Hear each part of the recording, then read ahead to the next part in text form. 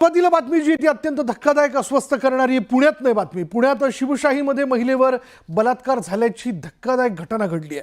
26 वर्षीय तरुणीवर पहाटे स्वारगेट एसटी स्टँडमध्ये उभ्या असलेल्या बसमध्ये बलात्कार करण्यात आला. पोलिसांची पथकं आरोपीच्या मागावर आहेत.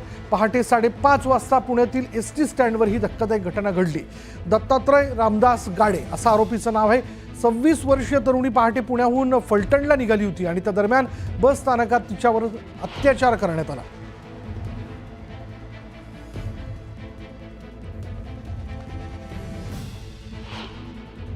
पुण्यातल्या स्वारगेट बस स्थानकात हा प्रकार घडलेला आहे. गाडे नावाचा आरोपी जो आहे दत्तात्रय गाडे हा आधीच त्याचं क्रिमिनल रेकॉर्ड आहे आणि अशा वेळी आपण बघतोय की एक तरुणी जी फलटणला तिची जाण्याची तयारी होती, जाण्याच्या तयारीत ती होती, तिला चुकीची माहिती देऊन हा आरोपी जो आहे तो त्या बसमध्ये घेऊन गेला. ही बस फलटणला जाते असं त्यांनी सांगितलं. बस तिथं उभी होती आणि त्या बसमध्ये ती चढल्यानंतर तो पाठीमागून गेला आणि तिच्यावरती अतिप्रसंग त्यांनी केलेला आहे.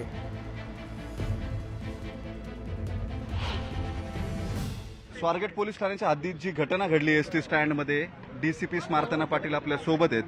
24 तासापेक्षा जास्त वेळ उलटून गेलेला आहे. आरोपी कधीपर्यंत ताब्यात येईल? आरोपी लवकरात लवकर ताब्यात घेण्याच्या दृष्टीने आमचे प्रयत्न चालू आहेत. मोठ्या प्रमाणावर टीम करून सगळ्या भागामध्ये पाठवलेले आहेत. त्याच्या म्हणजे जास्त डिटेल मला सांगता येणार नाही, पण त्याच्या संबंधीनं ज्या गोष्टी आम्हाला मिळतात त्या अनुषंगाने आमच्या टीम काम करतायत. डॉग स्क्वॉड पासून सगळे कामाला लावलेले आहेत. अगदी शेतं वगैरे सुद्धा त्याच्या गावातले सगळे हे करून केले गेलेले आहेत, शोधले सगळे गेलेले आहेत. हादरून गेलेत. अख्ख्या महाराष्ट्रातल्या महिला ज्या मुली पुण्यात शिक्षणासाठी येतात आणि इथून एसटीचा वापर करून घरी जातात, त्या सगळ्यांना ही घटना जर कळली तर त्यांची परिस्थिती अशी मानसिकता की प्रवास करायचा की नाही. याचं कारण स्वारगेट मध्यवर्ती स्थानक आहे. ती बस मध्यात उभी, अख्ख्या स्टेशन स्टँडच्या मध्यात उभी बस आहे. या बसमध्ये सकाळी 5:30 पावणे 6च्या सुमारास एका मुलीवरती बलात्कार होतो. तुम्हाला काय वाटतं याच्यात दोषी कोण आहे? ती बस आणल्यानंतर रात्री प्रवास नसेल करणार तरी ती चालक वाहकाला लॉक करावी लागते, तर ती बस लॉक होत नाही, दरवाजा तिचा तुटलेला आहे. हे सगळं असताना तिथं सीसीटीव्ही आहे. त्या सीसीटीव्हीचं आउटपुट तुमच्याकडे स्वारगेट पोलीस स्टेशनमध्ये पण आहे. कोण जबाबदार याला? आता बसच्या संदर्भाने जी पण असेल लॉक का नाही केली किंवा सिक्युरिटीच्या गोष्टी आहेत त्याबद्दल आपण डेपो मॅनेजरशी बोललेलं जास्त चांगलं राहील. याच्यामध्ये त्यांच्याकडे काही माहिती नाहीये. स्थानक प्रमुख जे आहेत त्या महिला आता इथं आलेत, पण दे आर रिस्पॉन्सिबल. तुम्ही आरोपी करणार त्यांना? आरोपी करायचं का नाही ते तपासाच्या दरम्यान आम्ही ह्या गोष्टी पाहून घेऊ. तपासामध्ये तसं निष्पन्न झालं तर आम्हाला त्याच्यामध्येही काहीच प्रॉब्लेम नाही, कारण तपास आम्हाला निपक्षपातीपणे करावा लागेल. पण त्या बंद ठेवल्यात किंवा काय ठेवलेलं आहे तो त्यांचा लुकआउट आहे. त्याच्याबद्दल आपण त्यांच्याकडून माहिती घेणं जास्त सोयीस्कर राहील.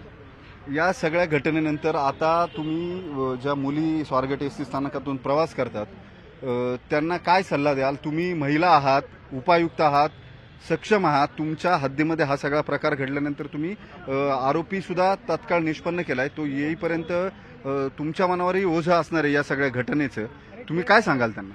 ऍक्च्युली कालच्या घटनेमध्ये जो आरोपी आहे त्यानं त्या मुलीला गोड बोलून घेऊन गेलेला दिसत आहे. प्रत्यक्षात तिच्याबरोबर बोलतानाही दिसतोय तो, ती मुलगी त्याच्याबरोबर जातानाही दिसते. तर मी महिलांना एकच सांगेन की बाबा अशा गोड बोलण्याना तुम्ही बळी पडू नका.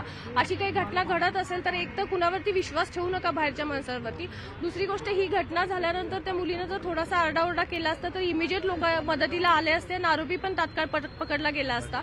तर ह्या गोष्टी मुलीने टाळाव्यात. आपल्या बाबतीत काही वाईट होत असेल तर आजूबाजूच्या लोकांना थोडं जागरूक करावा आणि कुणाच्याही प्रलोभनाला किंवा गोड बोलण्याला मुलींनी बळी पडू नये असंच मी सगळ्या महिलांना व मुलींना आवाहन करेन. ठीक आहे. डीसीपी स्मार्तना पाटील होत्या आणि त्यांनी स्पष्ट केलंय ज्या पद्धतीने ही घटना घडली आहे, महिलांनी चटकन कुणावरती विश्वास ठेवू नका. आणि ही बस तिथं उभी आहे त्या आगारामध्ये, ती लॉक होत नाही. ही जबाबदारी एसटीची आहे. जर तपासात काही आलं तसं तर त्यांच्यावरही कारवाई करायला मागे पुढे बघणार नाही असंही त्या म्हणतायत.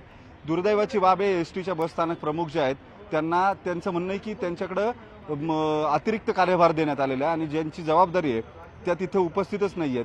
त्यांना काहीच माहिती नाही एसटीच्या अधिकाऱ्यांना की त्यांच्या प्रिमायसेसमध्ये, त्यांच्या परिसरात, त्यांच्या प्रॉपर्टीत, एसटीच्या प्रॉपर्टीमध्ये, बसमध्ये एका 26 वर्षाच्या मुलीवरती बलात्कार झाला. स्वारगेट सारख्या एसटी स्टँडच्या मध्ये जबाबदारी निश्चित व्हायला हवी. ज्याची कुणाची जबाबदारी असेल त्याच्यावर कठोरात कठोर कारवाई झाली पाहिजे.